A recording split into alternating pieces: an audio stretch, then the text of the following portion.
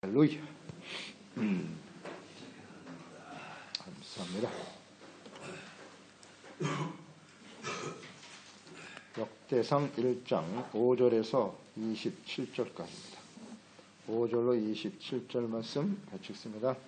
야벳의 자손은 고멜과 마곡과 마대와 야완과 두발과 메섹과 디라스요.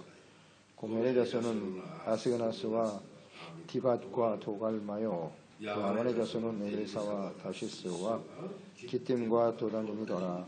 함의 자손은 구스와 미스라임과 북과 가나안이요. 구스의 자손은 스바와 하일라와 삽디와 라마와 십드기야요.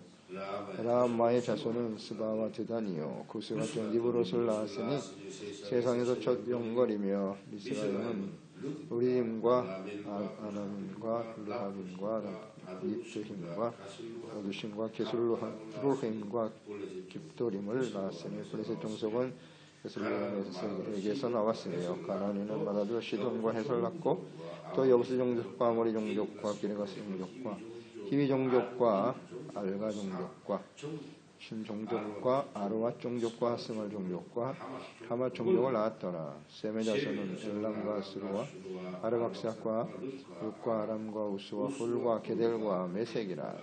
아르박삭은 셀라를 낳고 셀라는 에벨을 낳고 에벨은 두 아들을 낳아 하나 이름을 벨렉이라 하였으니 이는 그때의 땅이 나뉘었으며 그의 아우의 이름은 욕단이며 욕단이 아모닥과 살렙과 하실마윗과 에라와 하드람과 우실과 디블라와 에빌과 아비엘과 스바와 오빌과 하빌라와 요밥을 낳았으니 욕단에서는 이상과 같으니라. 셈, 아르박삿, 셀라, 에벨, 벨렉, 루, 수룩, 나홀, 데라, 아브라함 곧 아브라함은 조상들이요. 아멘. 인류의 시작과 복의 근원, 하나님께서 제사장 에스라를 통해서 지금 바벨론 포로 생활을 통해서 연단되어져가는 하나님의 백성들, 그들에게 과거 역사 속에 행하셨던 하나님, 그리고 하나님의 백성 이스라엘의 역사가 어떠한가를 쭉 기록하면서 교훈을 얻고자 기록했단 말이죠. 하나님이 그들의 역사 속에 어떻게 함께 하셨는가. 하나님과 함께하는 순종하는 사람들도 있었지만 불순종하는 사람들도 있었다. 그들의 결과는 어떠하뇨? 그래서 역사를 기록한 것이죠. 그 당시에 바벨론의 포로 생활을 하고 있었기 때문에 70년의 기간이긴 하지만 그 정도 시간이면 이스라엘 백성들이 충분히 바벨론에 세속화되어지는, 그들의 문화에 깊이 빠질 수 있는 시간이에요. 정체성을 잃어버리고 세속화될 것을 우려하여 먼저 족보를 기록하였단 말이죠. 우리가 하나님의 언약의 백성들이다. 뿌리, 즉 하나님의 택함받은 백성들, 언약을 이어가야 할 사람들임을 깨우쳐주기 위해서 족보를 기록하고 있다고 그랬어요. 그래서 마태복음도 그 시작이 족보를 시작하잖아요. 아브라함과 다윗과 예수 그리스도의 세상이라. 그렇게 시작하거든요. 그러니까 뿌리를 찾아가는 겁니다. 뿌리를 찾아가는 게. 우리가 신앙생활하는 것이란 무엇이냐? 간단해요. 우리 인간의 뿌리를 찾는 것이다. 예. 그 뿌리를 알아야죠. 우리의 조상이 누구고 우리의 근원이 무엇이냐.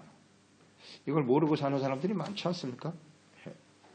우리의 근원이 원숭이다. 동물이다. 심각한 문제죠. 그러니까 사람들이 동물처럼 사는 거예요. 자신의 정체성을 똑바로 알아야 사람답게 사는 거죠. 사람답게. 이것이 아주 인류를 완전히 망하게 만드는 거예요. 조상이, 우리의 근원이 하나님이신데, 사람이 하나님의 형상대로 지음받은 존재인데 동물이 우리의 조상이라고요? 굉장히 중요한 문제입니다. 이거 굉장히 중요한 문제예요. 우리도 그 전에는 다 그렇게 생각하며 살았죠. 동물이란 뭐예요? 그들은 영이 없어요. 하나님에 대해서 관심 없습니다. 오직 자신의 먹을 것, 입을 것, 약육강식이죠. 힘없는 사람 잡아먹고 부를 키워가고 힘을 키워가고 그게 전부지 뭐. 잔인하죠. 아주 이기적이고요. 그럴 수밖에 없어요. 사람들을 그렇게 만들어가고 있다고요. 그러니 이 말씀을 통해서 우리가 깨닫는 말이요. 우리의 조상이 누구냐? 하나님이시다. 이걸 깨닫는 겁니다. 하나님이시다. 하나님이시다. 매우 중요한 문제입니다.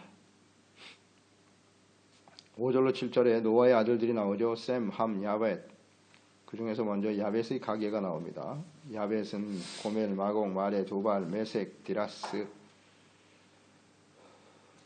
주로 북방에 거주하는 민족들이에요. 야벳의 족속들은요. 그래서 아리안족의 조상이 되었다고 알려지죠. 그러니까 오늘날 아리안족이면은 인도를 비롯한 유럽입니다. 유럽. 인도와 유럽의 조상. 이게 야벳이에요. 야벳. 조상으로 정리가 될 수 있고요. 그 다음 고멜의 후손들은 오늘날 터키, 우크라이나 지방에 해당되는 갑바도기아 그 땅에 정착하였다고 알려지고 있고요. 마대는 메데인의 조상이 되었고요. 야완의 후손은 해안지대의 민족들과 관련이 있어요. 창세기 10장 4절로 5절에 보면 야완의 아들들은 엘리사와 달시스와 기띔과 도다님이라 이들로부터 여러 나라 백성으로 나뉘어서 각기 언어와 종족과 나라대로 바닷가의 땅에 머물렀다. 이렇게 되어 있거든요.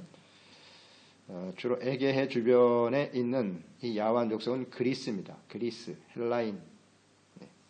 야완은 그리스로 동일시됩니다. 다음 두발의 후손들은 흑해와 카스피해 사이에 정착했다고 그러죠. 그래서 메색은 두발과 이웃하여 흑해 남성 안에 거주하였더라. 그러니까 그 주변 나라들이 다 동유럽 국가들이죠. 동유럽에 있는 국가들이 두발의 후손이다. 메색과 함께. 그 다음 6절에 아스그나스가 나오죠. 아스그나스는 후일 게르만 민족을 이루게 되었다. 이렇게 알려집니다. 아스그나스는 게르만 민족이다. 그러니까 야벳은 주로 이 유럽과 이쪽 지역에 종족으로 계속 번성해 나갔던 것이죠. 그러니까 노아의 후손들이 새 인류입니다. 새 인류의 시작이거든요. 그 전엔 싹 다 죽었어요. 노아의 가족들 빼고는 다 죽었습니다. 그러니까 이들이 새로운 인류의 조상이에요. 조상입니다. 그 조상을 쭉 따라 올라가면 이렇게 다 연결이 된다는 거죠. 8절로 16절에 함의 자손들이 나오죠. 함, 구스, 미스라임, 붓, 가나안 아들들인데요. 구스는 아라비아의 조상이라고 보면 되고요. 아라비아. 그 다음 미스라임은 애굽의 조상입니다. 애굽 사람들. 블레셋 종족도 미스라임 후손이에요. 그래서 블레셋과 애굽은 아주 친하죠. 같은 종족이에요. 블레셋 지금 팔레스타인이죠. 애굽과 같은 족속입니다. 붓은 리비아입니다. 리비아의 조상이고요. 그래서 가나안은 여부스, 아모리, 기르기스, 히위 가나안 땅에 살다가 다 멸절된 사람들이죠. 일부 남아있긴 하지만 뭐 헷족속. 근데 이 함의 자손들은요. 노아의 저주를 받아버렸죠. 야벳과 셈의 후손의 종이 될 것이다. 이렇게 말씀하셨죠. 그 중요한 사건이 창세기 9장 20절이죠. 노아가 처음 농사를 지어 포도 열매를 거두고 술을 만들어 먹었다. 노아가 농사를 시작하여 포도나무를 심었는데 포도주를 마시고 취하여 그 장막 안에서 벌거벗었는데 가나안의 아버지 함이 그의 아비의 하체를 보고 밖으로 나가서 그의 두 형제에게 알림해 셈과 야벳이 옷을 가져다가 자기들의 어깨에 메고 뒷걸음쳐 들어가 그들의 아버지의 하체를 덮었다. 그들의 얼굴을 돌이키고 그들의 아버지와 하체를 보지 아니했더라. 노아가 술이 깨어 그의 작은 아들이 자기에게 향한 일을 알고 이에 이르되 가나안은 저주를 받아 그의 형제의 종이 되기를 원하노라 하고 이르되 셈의 하나님 여호와를 찬송하리로다. 가나안은 셈의 종이 되고 하나님이 야벳을 창대하게 하사 셈의 장막에 거하게 하시고 가나안은 그의 종이 되게 하시기를 원하노라 하였더라. 노아를 통해서 함은 저주를 받았어요. 저주를 받았습니다. 그래서 가나안의 후손들은요, 여호수아 때 거의 멸절되었고 지금까지 이어지면서 가나안 족속은 그 흔적을 찾아볼 수 없다고 합니다. 완전히 사라졌고요.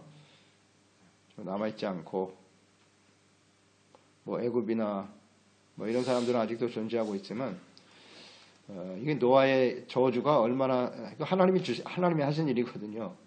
그러니까 그들은 이스라엘을 절대 이기지 못해요. 이스라엘이 얼마나 작은 나라입니까? 애굽이 망하는 거 보세요. 그들 이스라엘 백성들 품고 있다가 완전히 다 망하게 되었죠. 근데 이 이집트가 애굽이 얼마나 큰 나라예요. 근데 못 이겨요. 이스라엘은 못 이깁니다. 이 하나님이 주신 말씀이 얼마나 중요한가. 이것이 그 후손들에게 그대로 영향을 미치죠. 영향을 미친다. 그런 걸 우리는 생각하게 돼요. 그러니까 17절로 23절에 보면 셈의 후손들이 나오죠. 노아로부터 형제들 중에 가장 큰 축복을 받았죠. 셈이. 그러니까 이 축복을 받았는데 야벳은 유럽 지역의 전체에 퍼지는 아주 강력하게 많은 종족을 키우면서 복을 받았죠. 그러니까 그 야벳이 복을 받으니까 어때요? 오늘날 유럽과 아시아를 비교해 보면 유럽이 복을 받았죠. 훨씬 더. 그게 다 우연이 아니에요. 하나님께서 한번 말씀하시고 정하시면 그 뜻대로 되는 거예요. 그러나 그들이 하나님을 따라보는 것이 문제죠. 사도 바울을 통해서 마게도냐에 복음이 전파되기 시작하면서 하나님의 축복을 받았는데 그들이 결국 하나님의 축복을 지키지 못하죠.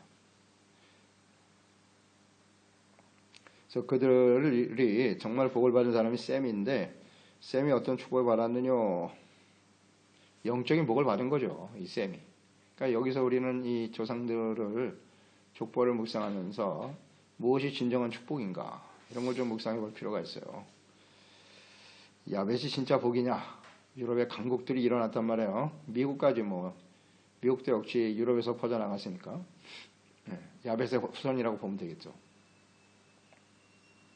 경제적으로는 강력한 힘을 받았죠. 그러나 복은 셈에게서 나온다. 셈으로부터 믿음의 조상 아브라함이 나오지 않습니까? 하나님의 선민 이스라엘이 거기서 나오는 거예요. 셈의 후손.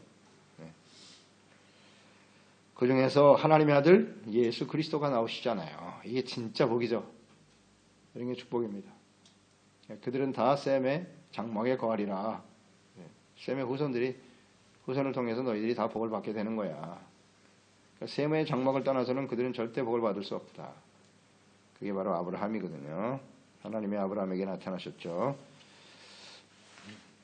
그러니까 이 셈의 아들들은 주로 아르메니아 또 페르시아만 사이 얘는 서부아시아, 동부아프리카 민족들이 되었다고 하죠. 그래서 아수르, 수리아, 갈대아 이게 다 셈의 후손들이에요. 갈대아, 바사인들 그러니까 갈대아에 살던 아브라함을 하나님 불러내시죠. 갈대아에 살던 아브라함. 이게 셈의 후손이거든요. 19절에 보면 에벨이 나오죠. 에벨은 두 아들을 낳았는데 하나 이름은 벨렉이라 하였으니 이는 그때의 땅이 나누었으며 그랬어요. 벨렉 시대의 땅이 나뉘었다 라는 말씀인데 벨렉이라고 하는 그 단어의 의미가 분리입니다. 분리, 나누었다, 나뉘었다라는 뜻을 가지고 있는데 이때가 언제냐? 창세기 11장이죠. 흩어짐을 면하기 위해서 그때 언어가 하나였다 그러잖아요. 바벨탑을 높이 쌓아서 우리가 흩어짐을 면하자. 하나님이 이걸 기뻐하지 않으셨죠? 그래서 하나님이 내려오셔서 말을 혼잡게 하심으로써 더 이상 탑을 쌓지 못하게 하심으로써 언어별로 흩어져 살게 하셨다. 이게 땅이 나뉘었다는 뜻이죠. 이게 벨렉 시대에 이루어진 거예요. 벨렉. 이 벨렉은 셈이니까요. 셈의 후손이죠. 누가복음에 보면 이 벨렉이 예수 그리스도의 조상이라고 나와 있어요. 누가복음 3장 34절로 36절에 그 위는 야곱이요 그 위는 이삭이요 그 위는 아브라함이요 그 위는 데라요 그 위는 나홀이요 그 위는 스룩이요 그 위는 루요 그 위는 벨렉이요 그 위는 헤베요 그 위는 살라요. 이 헤버가 바로 에벨이죠. 에벨 발음. 그 위는 살라요 셀라. 그 위는 가이난이요 그 위는 아박사시요 그 위는 셈이요 이렇게 나옵니다. 벨렉, 셈의 후손. 거기에 예수님이 나오셨다라고 증거하고 있습니다. 그래서 24절 이하에 셈, 아라박사, 셀라, 또 에벨, 벨렉, 루, 수룩, 나올, 데라. 27절에 아브라함은 조상들이요 이렇게 나와 있죠.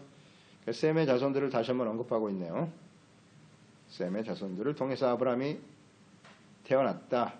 그거 한번 쉬어보세요. 24절에서 27절까지 몇 대입니까? 정확하게 10대입니다. 그러니까 아담에서 노아까지가 10대고요. 셈으로부터 노아의 아들인 셈으로부터 아브라함까지가 10대입니다. 이것을 정확하게 보여주고 있는데요. 그때에 하나님이 아브라함을 불러내셨다. 그래서 뭐 이런 것도 우연이라고 볼 수는 없고요. 하나님께서는 다 때를 따라 역사하시는데요. 이스라엘 백성들이 10대 만에 부패했잖아요. 아담으로부터 노아까지 딱 10대인데 그때 부패하여 결국 싹 쓸어버리셨거든요.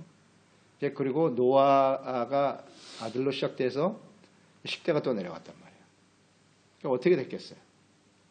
하나님의 기대는 있었으나 역시 또 세상이 부패했겠죠. 이런 걸 묵상하는 겁니다. 10대 만에 하나님이 세상을 사람 지으신 걸 한탄할 정도였으니까 셈으로부터 10대가 흘러내려가니 또 역시 세상은 부패하였더라. 그래서 하나님이 심판이 아니라 택하시는 거죠. 아브라함을 택하셔서 하나님의 구속사를 그들을 통해서 이어가기 시작했다는 거죠. 이게 하나님의 방법이에요. 하나님의 뜻이에요. 그러니까 아브라함은 많은 사람들 중에 복을 받은 사람이죠. 하나님이 택하시고 부르신 거죠. 그래서 아브라함은 믿음의 조상이 되었다. 그냥 조상이 아니죠. 믿음의 조상, 이스라엘의 조상이 된 거예요.